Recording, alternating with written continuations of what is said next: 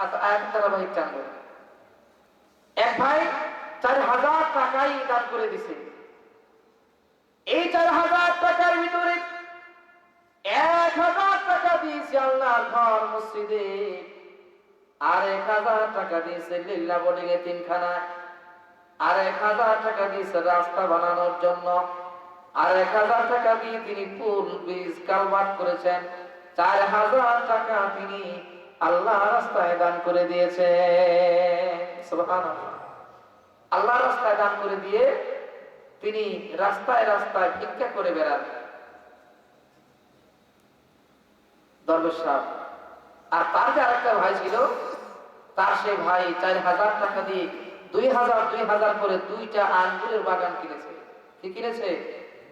কি কিনেছে? আঙ্গুরের বাগান। 2000 করে 2টা আঙ্গুরের বাগান। এই আঙ্গুরের বাগানে চতুর্পাশে হলো খেজুর গাছ, চতুর্পাশে হলো খেজুর গাছ, মাঝে হলো আঙ্গুর ফল, আর মাঝখান দিয়ে সুন্দর একটা নদী আছে, নহর আছে। এই নদী থেকে সেচ প্রকল্প করে এরপরে ওই বাগান তিনি চর্চা করেন, পানির ব্যবস্থা করেন। সুজলা সুফলা শস্য শ্যামলা সুন্দর এই বাগান ফলে ফুলট ভরা বাগান করে তিনি একেবারে ভালো অবস্থা হয়ে গেছে, অবস্থার উপর অবস্থা, বেকায়দা অবস্থা। আর ওইদিকে তার দরবেশ ভাই সব টাকা আল্লাহ রাস্তায় দান করে তিনি ফকির হয়ে রাস্তায় রাস্তায় ভিক্ষা করে। আসছে ধনী ভাইয়ের বাড়িতে বেড়াইতে।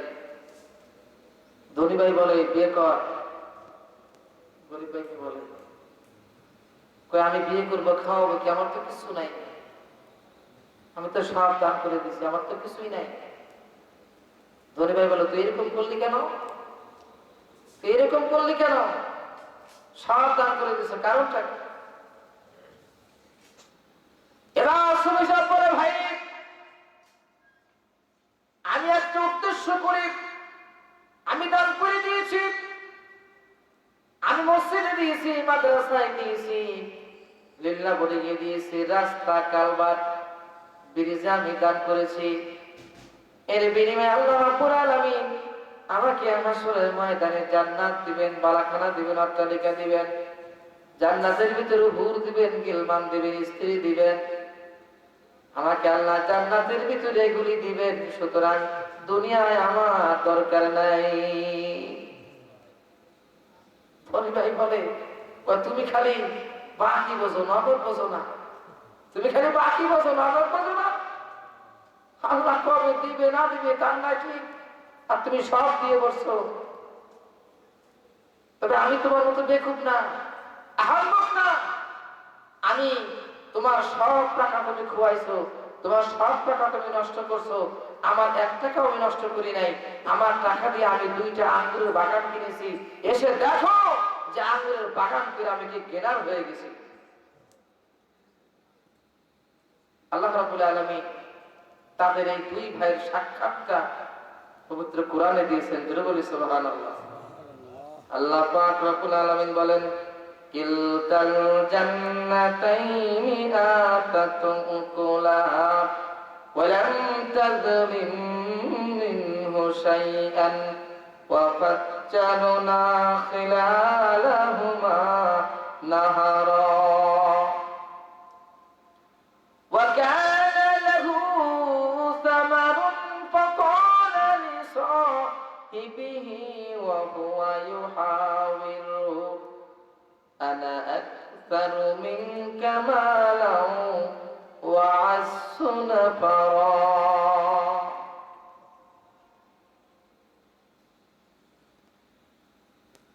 ওই ধনী ভাই বলে তুমি তোমার সব হারিয়েছো, সব খোয়াইছো, আমি একটা কেউ নষ্ট করি না। আসো আমার বাগানে, আমি 2টা আঙ্গুরের বাগান কিনেছি, এসো আমার আঙ্গুরের বাগানে দেখে যাও। আমি আঙ্গুরের বাগান করে এত জ্ঞান হয়েছি, আমার আঙ্গুরের বাগানে আমি আঙ্গুরের বাগান করে এত গেরার হয়েছি যে আমার এই আঙ্গুরের বাগান দ্বারা আমি যা অর্জন করেছি, যা সম্পদ কামাইছি, এটা আমি সারা জীবন বসে খেলেও তো শেষ হবে না। শুধু তাই নয়, আমার 14 পুরুষ বসে খেলেও শেষ হবে না। কি হবে না? আমি না, আমার 14 পুরুষ যদি বসে খায় তারপরেও আমার এই বাগান শেষ হবে না। সুতরাং তুমি তোমার সব খুয়াইছো, আমি আমার টাকা দিয়ে বাগান কিনছি, বাগান কিনে আমি লাভবান হয়েছি।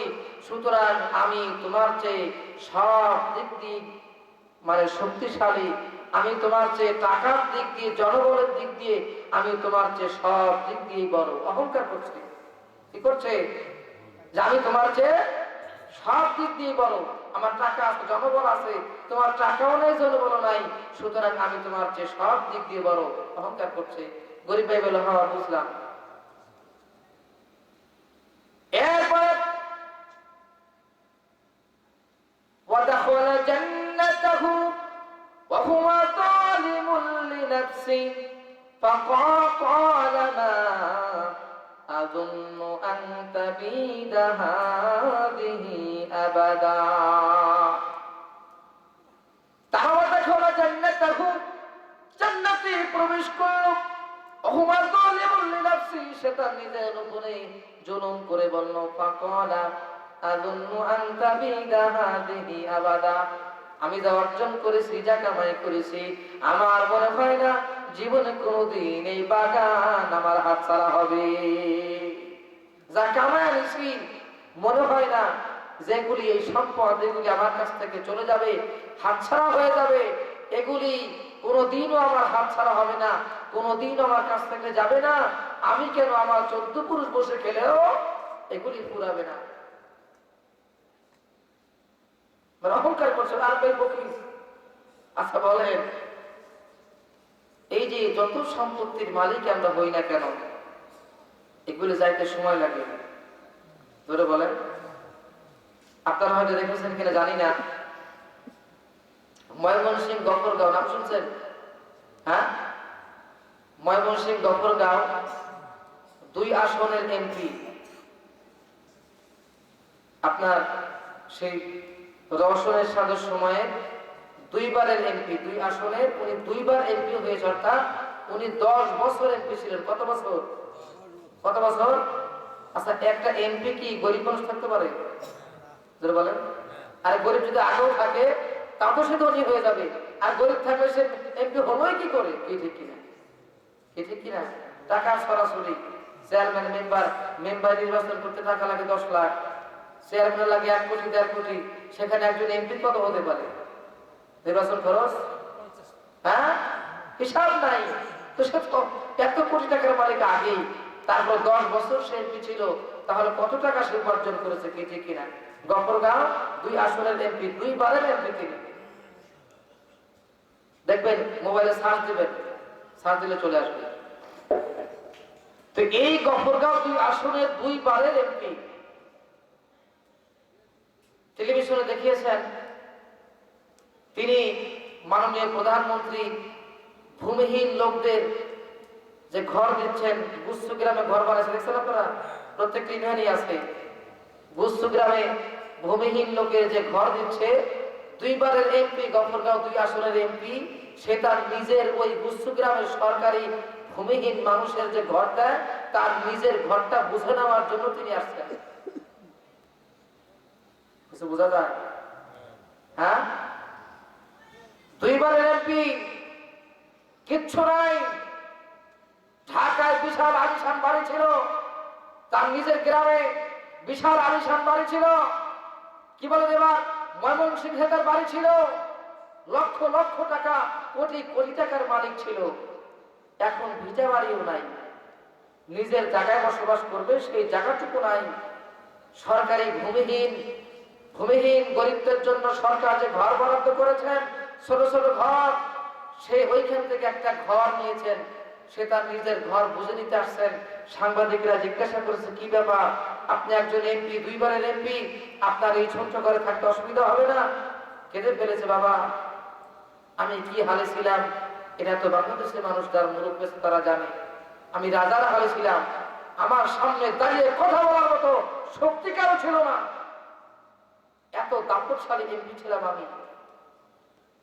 আজকে আমি এই ঘর, এখানে ফ্যান নাই, বিদ্যুৎ নাই, কিচ্ছু নাই, ছোট্ট ঘর, ভালো দর্শক নাই, আমি থাকবো কি করে? এটা কি আমার থাকার কোনো জায়গা?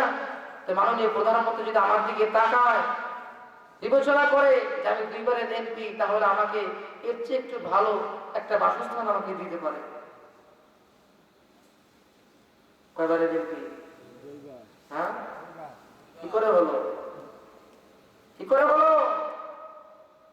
বিয়ে করছে 3 খান, টাকা হইলে যা হয় আর কি, বুঝলেন ভাই?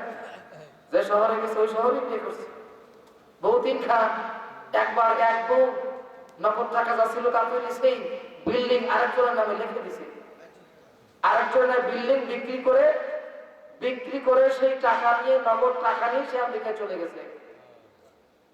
করছেন 2য় বিয়ে, আগে ছিল 2য় ও চিন্তা করছে, প্রথম বউ যখন এত মারছে তো আমি মারবো না কেন, হবে আরেক খান, বিল্ডিং আরেক খান বিক্রি করে এরপরে টাকা পয়সা নিয়ে সেও পলাতে। এইভাবে করে 3 স্ত্রীতে একবারে তাকে 0 থেকে 0 বাড়ি, তারপরে 3টাই গেছে।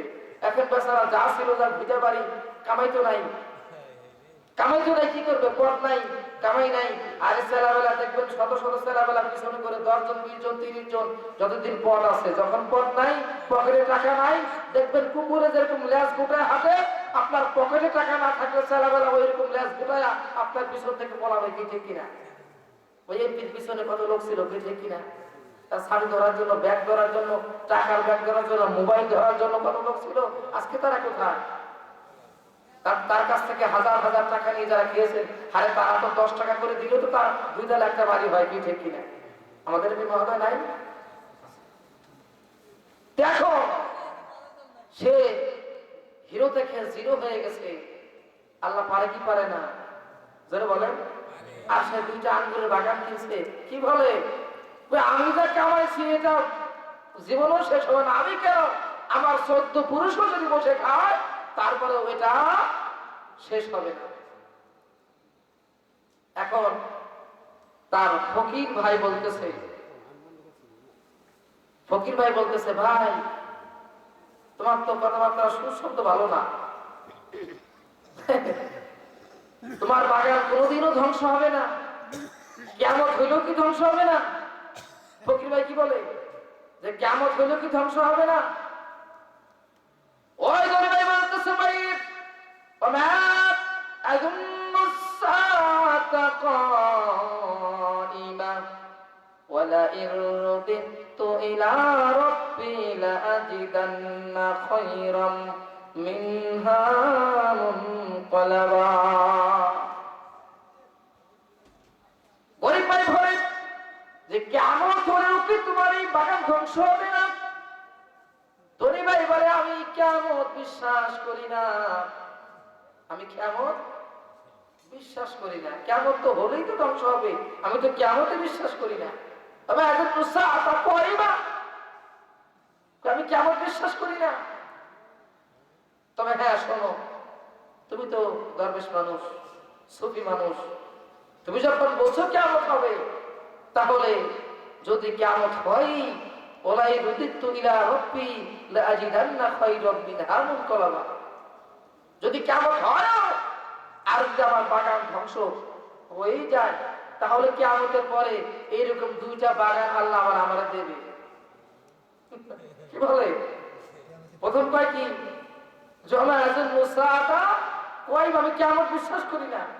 তুমি পরস্পর বলতেছো কিয়ামত আছে, যদি কিয়ামত হয়ে আমার বাগান ধ্বংস হয়েও যায়, তারপরও কিয়ামতের পরে আবার এরকম 2টা বাগান আমি পাবো, আমারে দিবে।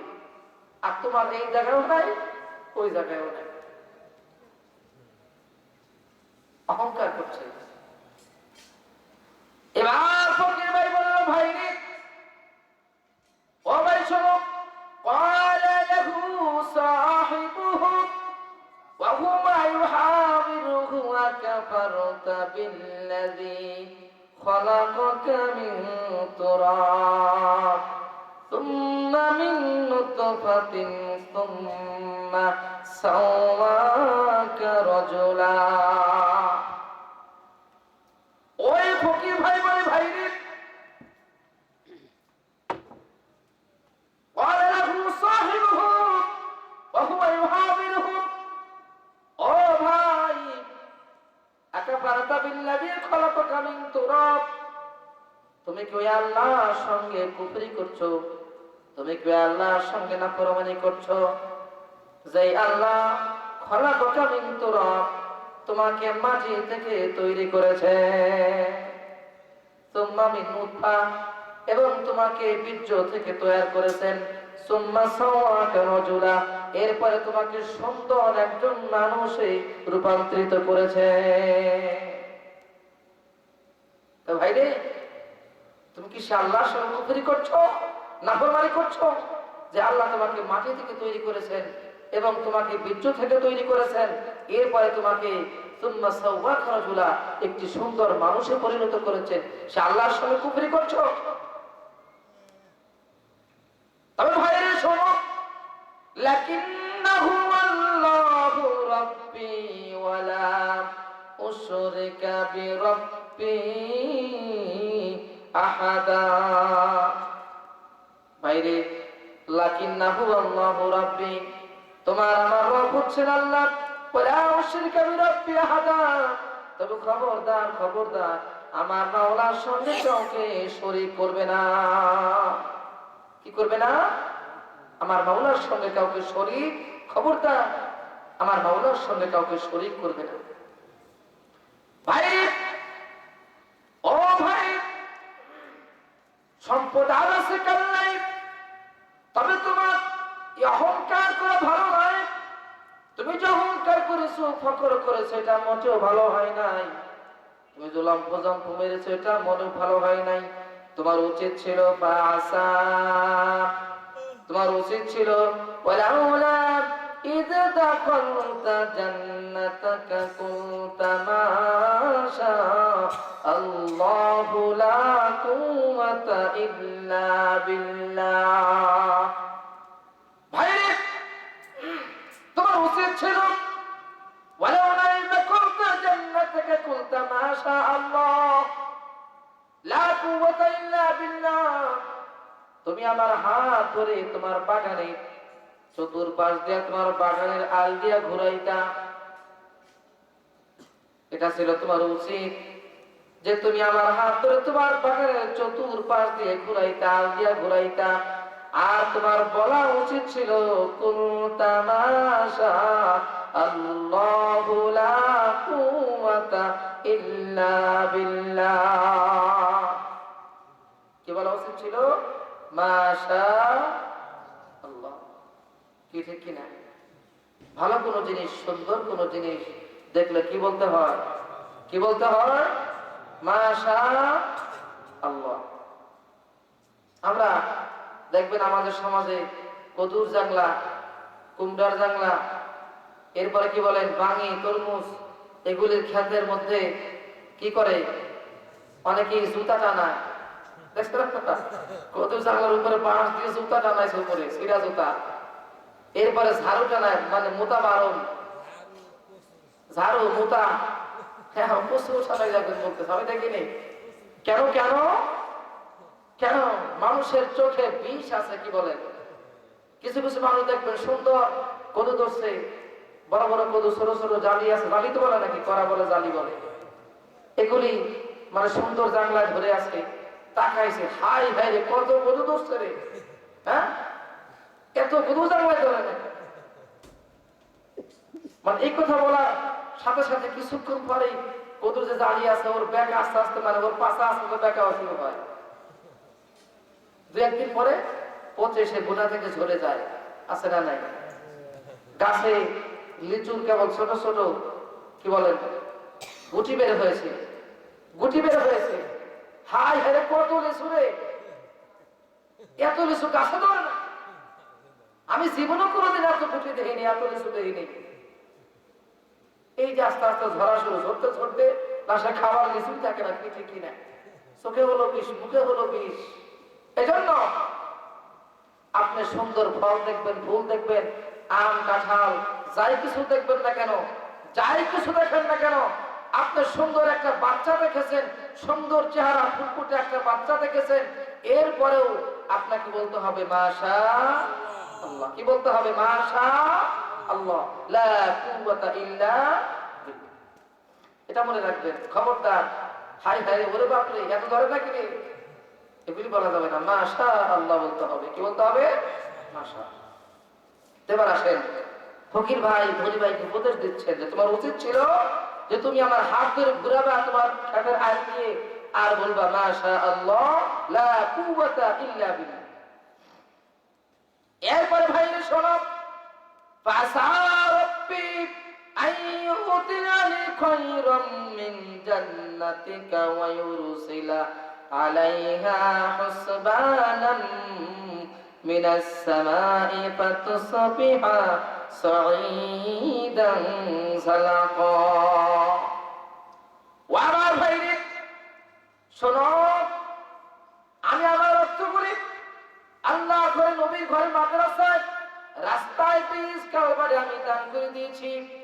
তবে আল্লাহ রাব্বুল আলামিনের বিনিময়ে আমাকে জান্নাতের ভিতরে, এর বিনিময়ে আমাকে এর চেয়ে সুন্দর সুন্দর, এর চেয়ে দামি বাগান আমাকে আল্লাহ জান্নাতে দিতে পারে। কি পারে? দিতে পারে। তবে তুমি যে অহংকার করেছো, তুমি যে ফখর করেছো, মাওলার সঙ্গে শরীক করেছো, এর জন্য তোমার বাগান ধ্বংস হয়ে যাবে। কি হবে? ধ্বংস হয়ে যাবে। ওয়াইরসিলা আলাইহা হুসবানাম মিনাস সামাই ফাতুসবিহা সাঈদান সালাকা। আল্লাহ বলে ওই অহংকারের কারণে, ওই ফখর করার কারণে, আমার সঙ্গে নাফরমানি করার কারণে আমি রাত্রে আকাশ থেকে বর্জ্য বর্ষণ করলাম। ঠাটা যারে বলে, কি বাংলা যাবে ঠাটা, হ্যাঁ?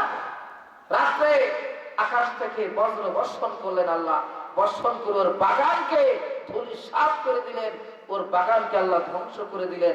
জোরে বলি নাউজুবিল্লাহ। অহংকার করা যাবে না, নাফরমানি করা যাবে না, কুফরি করা যাবে না, মাওলার সঙ্গে শরীক করা যাবে না কাউকে। মাওলাকে এক বলে স্বীকার করে যদি ইবাদত করি, তাহলে সেই ইবাদত আল্লাহর কাছে গ্রহণযোগ্য হবে, সেই ইবাদতের বিনিময় পাওয়া যাবে, জাযা পাওয়া যাবে।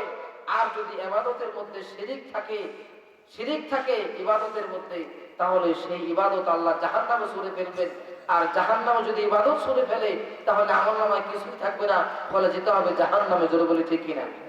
সুতরাং আল্লাহ তাআলাকে এক বলে স্বীকার করা, তার কাছে সাহায্য চাওয়া, পানাহা চাওয়া, তিনি আমার সবকিছুর মালিক, আমার রিজিকের মালিক, হায়াতের মালিক, আমার মউতের মালিক, আমার সুস্থতার মালিক, তিনি আমার সন্তান দেওয়ার মালিক, তিনি আমার সবকিছুর মালিক। এই বিশ্বাস করার নামই হচ্ছে ঈমান। জোরে বলি ঠিক কিনা? এই আকীদা যদি আপনার ঠিক থাকে, তাহলে আপনার মুসলমানের খাতায় নাম থাকবে। এই আকীদা যদি আপনার ঠিক না থাকে, তাহলে আপনার নাম কি বলেন, সেই কাফেরের খাতায়, কুফরি করলে কাফেরের খাতায় নাম চলে যাবে। সুতরাং মুসলমান হয়ে ঈমান নিয়ে কবরে যাওয়া যাবে না। আল্লাহ পাক আমাদের সকলকে শিরক মুক্ত আমল করে কবরে যেতে পারি। আল্লাহ পাক সেই তৌফিক দিক বলি আমিন। যাই হোক, 3টা 8, 2 ঘন্টা কইছে না? যাক, 3টা 8, আর 1.5 ঘন্টা পরে, ঘন্টাখানিক পরে তাহাজ্জুদের সময় চলে আসবে। আলহামদুলিল্লাহ। আরে যাই হোক, লোক কম হোক বেশি হোক, মাইক তো চলছে, কি বলেন? যারা বাইরে চলে গেছে এলাকার লোক, তারা তো মনে করতেছে যে ওয়াজ তো এখন হচ্ছেই, লোকজন মনে হয় মাঠে ভরপুর আছে। কি বলেন? আলহামদুলিল্লাহ। আপনাদের যেন দোয়া করি, যারা কষ্ট করে এত রাত পর্যন্ত বসে আছেন, অবশ্যই এর জাযা আল্লাহ আপনাদেরকে দিবেন। কি ঠিক কিনা? আমার জন্য দোয়া করবেন, আমি আপনাদের জন্য দোয়া করি। প্রতি বছর এই মাহফিলে আসি। গেলকাল আলোচনা করেছিলাম, আর একটা মাহফিল ছিল, সেখানে গেছিলাম, প্রথম দিন আলোচনা করেছিলাম। তবে আজকে যে সময় দিয়েছে, ইনশাআল্লাহ আলহামদুলিল্লাহ, আল্লাহর শুকরিয়া আদায় করি যে আল্লাহ গলার দেন নাই, গলা কিছুটা রাখছেন, বাস একবারও আদিলি তো হয় না। কি বলবেন? না, এটা টানানো যাবে না। ঝাড়ু বা কসু বলেন, কসু দ্বারা আপনি কোন হিসাবে বলেন? এটার অর্থটা কি? এটার অর্থ দ্বারা খারাপ জিনিস, ঠিক কিনা? ঝাড়ু এগুলি অনেকেই যে জামা টানা আছে না, জামা টানা উপরে খ্যাপ দিয়ে, তারপরে পাতিল দিয়ে রাখে, যাতে করে ভিতরে ইঁদুর অথবা কোনো পাখিতে না বসে। মানুষ দাঁড়ায় আছে, ভয় তো ওরা দৌড় দেয়। এটা তো আপনি একটা মূর্তির আকার বানাইলেন, কি বলেন? এটাও না যায়, এটাও না। তো আপনি লাঠি তার মাথায় আপনি কাগজ পলিথিন টানাইতে পারেন। পাতলা পলিথিন যখন টানাবেন বাতাসে দেখবেন সরসর করে আওয়াজ হয়, কি ঠিক কিনা? সরসর করে আওয়াজ হয়, এটা আপনি দিতে পারেন। এটা দিলে হয়তো ভয় তো ওরা চলে যাবে। কিন্তু এই যে কি বলে তাবুয়া বানানো, মাথায় পাতিল দিয়ে এরপরে জামা, ভিতরে আপনি খেয়াল করে একটা মানুষের এটা মূর্তির মতো হয়ে যায়, এটা নিষেধ। ঝাড়ু টানানো, জুতা টানানো, সিরাজ হ্যান্ডেল, এগুলি আর তো সম্পূর্ণ নিষেধ, এগুলি টানানো যাবে না। তবে ওই যে আপনি যদি মাশাআল্লাহ বলেন, আপনার ফল হোক, আল্লাহ কত সুন্দর ফল দিয়েছে মাশাআল্লাহ, আল্লাহ বরকত আরো বাড়াইয়া দিবেন, কি ঠিক কিনা? আরো বাড়াইয়া দিবেন। আর যারা বলবে যাদের চোখ খারাপ, এরা আল্লাহ রাব্বুল আলামিন হয়তো আপনার ফল নষ্ট হয়েছে তার চোখের কারণে, আপনার তো দোষ না, আপনার তো আর সমস্যা না। আল্লাহ তাআলা আপনাকে হয়তো এর বিনিময়ে অন্য আরেক জায়গাতে আল্লাহ বরকত বাড়ায় দিবে, কি ঠিক কিনা? কিন্তু আরেকটা বিষয় হলো, এ জাতীয় যারা করে গালাগালি করা যাবে না। অনেকেই গাছের পেঁপে নিয়ে যায় চোরে, মানে চোরে তো একবারে যা আছে সত্য কিছু সব উদ্ধার করে। হাদিসে আসছে কি, যে আপনার ফল গাছ থেকে যদি কোনো ফল পাখিতে খায়, পশুতে খায়, চোরে নিয়ে যায়, কোনোভাবে যদি আপনার ফল কমে যায়, সেটা যে কোনো ফল হোক, আম হোক, কাঁঠাল হোক, জাম হোক, কিছু হোক, যে কোনো ফল, তাহলে আপনি যদি সবর করেন, ধৈর্য ধারণ করেন, গালাগালি না করেন, আল্লাহ রাব্বুল আলামিন সেই আপনার হারিয়ে যাওয়া ফল বা কমে যাওয়া ফল আপনার সৎকার সওয়াব পাবেন। সুবহানাল্লাহ। একটা পেঁপে পাখিতে খেয়ে ফেলেছে, গালাগালি দরকার নাই, জানে শালার পাখি, বলেন নাই? গালাগালি দরকার নাই। আলহামদুলিল্লাহ আমার ফল কাছে ধরেছে, পাখিকে আল্লাহর মাখলুকে খেয়েছে, ওই ফলটা দান করলে, সৎকার করলে যে সোয়াব, সেই সোয়াব আল্লাহ আপনার আমলনামায় দান করবে। চোরে নিয়ে গেছে কদু নেক, চোরে কফি নিয়ে গেছে, নিয়ে যাক, ধৈর্য ধারণ করবে। আপনার চোরকে গালাগালি করলে কি মাল ফেরত আসবে? ধরে বলেন তো। গালাগালি না করে ধৈর্য ধারণ করলে, যে মাল সে নিছে, ওই মাল দান করলে, সৎকার করলে যে সোয়াব, ওই সোয়াব আপনার আমলনামায় আসবে। শর্ত হলো গালাগালি করা যাবে না, গালাগালি করা যাবে না। তো যাই হোক, কথা চলে আসতেছে, আমি সেদিকে আর যাবো না। আল্লাহ রাব্বুল আলামিন কুয়াশা চলে আসতেছে সকালবেলা। তো যাই হোক, যারা আছেন মেহরবানি করে বসেন, অল্প রাত আছে, আর হুজুর আছেন, তিনি দুই চারটা কথা বলবেন। এই তাহাজ্জুদের সময় হবে, তাহাজ্জুদের সময় যারা ঘুমিয়ে আছেন সকলকে ডাকা হবে। সকল তাহাজ্জুদের নামাজ পড়ে, ফজরের নামাজ পড়ে ইনশাআল্লাহ মোনাজাত ধরে এরপর আমরা যাবো ইনশাআল্লাহ। আল্লাহ পাক সকলকে তৌফিক দিক, আমিন। ওয়া আখিরু দাওয়ানা আলহামদুলিল্লাহি রাব্বিল আলামিন। আসসালামু আলাইকুম ওয়া রাহমাতুল্লাহি ওয়া বারাকাতুহু। আলহামদুলিল্লাহ, দীর্ঘ সময় আমাদের হাফেজ মাওলানা আব্দুল খালেক উদয়পুরী সাহেব, তরুণ মানুষ তো, এখন ইয়ং বয়স, রক্ত গরম আছে, তাই দীর্ঘ সময় আলোচনা করতে পেরেছেন। আলহামদুলিল্লাহ, সকলে বলি আলহামদুলিল্লাহ। দোয়া করি আল্লাহর কাছে এলিমের পরিধি আল্লাহ রাব্বুল আলামিন তাকে বাড়াই দেন, সকলে বলি আমিন। দ্বীনের জন্য আরো বেশি বেশি করে খেদমত করতে পারে, এদের যারা আল্লাহ যেন দ্বীনকে জিন্দা করে দেন, সকলে বলি আমিন। যাই হোক, অনেক জায়গায় একসঙ্গে আলোচনা করি। তো ভাই, আমার তো আর এখন আর সময় নেই। আগে যে অবস্থা ছিলাম, এখন তো আর সেই অবস্থা নাই, অনেক বয়স হয়ে গেছে। তারপরে আমার বক্তৃতার বয়স প্রায় 46 বছর। তা আল্লাহ শুকরিয়া, আমার সাথে অনেক আলেম ওলামা দুনিয়া থেকে চলে গেছে। আপনাদের দোয়া আল্লাহ হায়াতে বাঁচে রাখছেন। যাই হোক, আল্লাহ রাব্বুল আলামিনের দরবারে শুকরিয়া আদায় করি। রাত একটা তো আছে, আরেকটা হয়ে গেছে, দেখছেন? ডবল যাইতেছে, তাকাই দেখেন, তাই না? ডবল যাইতেছে না? রাস্তায় তো একটা, এখন দেখি দুইটা হয়ে গেছে। হ্যাঁ, কুয়াশায় ঘিরে দুইটা হয়ে গেছে রাত্রে। যাই হোক, এখন করে মামা বলাই শেষ নাকি? যাই হোক, আমাদের কৃষ্ণ হুজুরের বাইক নেয়, ভান্ডারিয়ার ছাত্র, কোরআনে হাফেজ, আবার এইদিকে জামাত লাইনে, এবার কোন জামাতে দাখিল পরীক্ষার্থী। আলহামদুলিল্লাহ, ছোট মানুষ, দু একটি কথা আপনাদের মাঝে এখন যদি আমাদের সামনে ওদের কিছু না বলাই, সাহস না করাই, তাহলে তো এদের কথা বলতে পারবে না। এই জন্য আমি বলছি জোর করে, বাবা দুইটা কথা বল, একটু আলোচনা কর, আস্তে আস্তে অভ্যাস হোক নাকি। এরাই তো আমাদের প্রজন্ম, কারণ এইটাই আমাদের ভবিষ্যৎ। আমরা তো ওইটাই যাবো, আমরা আর কয়দিন বাঁচবো? আলহামদুলিল্লাহ। হ্যাঁ, যাই হোক, আল্লাহ জানে মরার দেরি আছে না কাছে, বলতে পারি না। কারণ এবার স্বামী স্ত্রী দুইজনে মিলে সোনার মক্কা মদিনায় গেছিলাম। তো মক্কা মদিনা যায় আল্লাহ শুকরিয়া, এটা আপনাদেরকে বলতেছি এই জন্য যে আল্লাহ শুকরিয়ার অর্থে, শুকুর আদায় করার অর্থে। কারণ আমার এই মক্কা মদিনা থেকে আসার 15 দিন পরের থেকে আমি মনে করেন পঙ্গু হয়ে গেছি। যদি এটা ওখানে হতাম তাহলে তো ওখানে কোনো কাজ করতে পারতাম না। আল্লাহ শুকরিয়া এই জন্য, ওখানে যাওয়ার আগে যেই মানুষ অসুস্থ থাকে আল্লাহ রাব্বুল আলামিন তারে সুস্থ বানাই দেয়। সুবহানাল্লাহ। যেই মানুষ চলতে পারে না, আমার সঙ্গে এবার আমি ছিলাম 25 জনের রাহবার মুআল্লিম, 25 জনের। এই 25 জনের মধ্যে 3-4 জন লোক ছিল খুব বয়স্ক, বরিশাল তালতলা, এরা খুব বয়স্ক, কুজা হয়ে গেছে। আমি মনে মনে ঢাকা থেকে চিন্তা করলাম এখানে নিয়ে কি বিপদে পড়বো নাকি।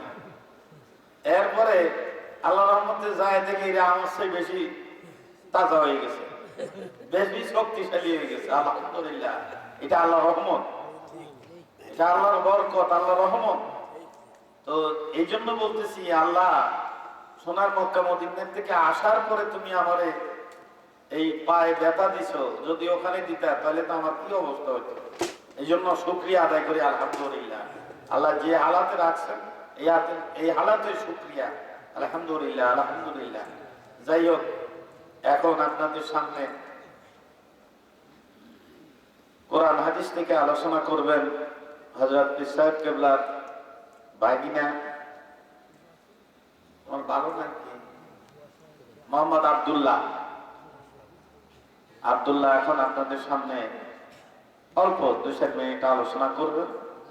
আপনারা আর তো ঘুমাবেন না, আর ঘুমানোর সম্ভাবনা নাই। আমরা তো এই 3 রাতে একই অবস্থা, আপনারা একটা রাত আমাকে দিবেন না। হ্যাঁ, আলহামদুলিল্লাহ আলহামদুলিল্লাহ। আর যারা এখনো ওই বিভিন্ন জায়গায় শুয়ে আছেন, আমি অনুরোধ করব সকলকে উঠাই দেন। তাহাজ্জুদের সময় হয়ে গেছে, বাইকনার পরে তাহাজ্জুদের নামাজ পড়তে হবে। তাহাজ্জুদের নামাজ পড়ে তারপরে আল্লাহ রাব্বুল আলামিন যদি তৌফিক দেন 2-4 কথা বলেই ইনশাআল্লাহ ফজরের আযান হবে ইনশাআল্লাহ। আমি আছি ইনশাআল্লাহ।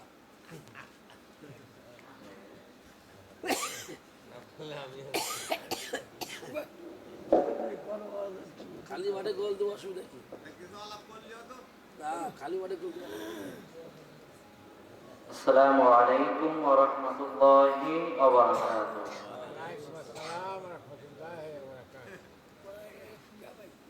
আলহামদুলিল্লাহ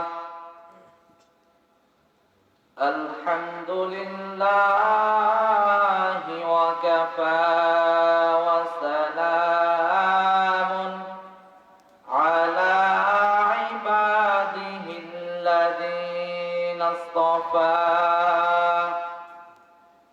أما بعد فأعوذ بالله من الشيطان الرجيم. بسم الله الرحمن الرحيم.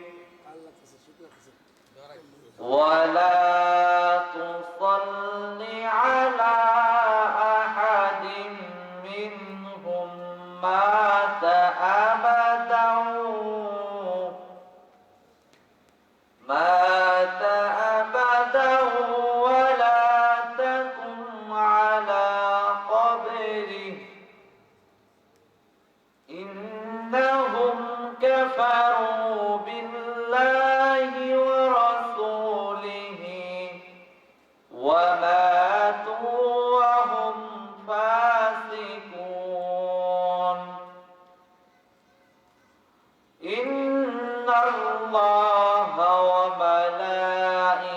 وملائكته يصلون على النبي يا أيها الذين آمنوا صلوا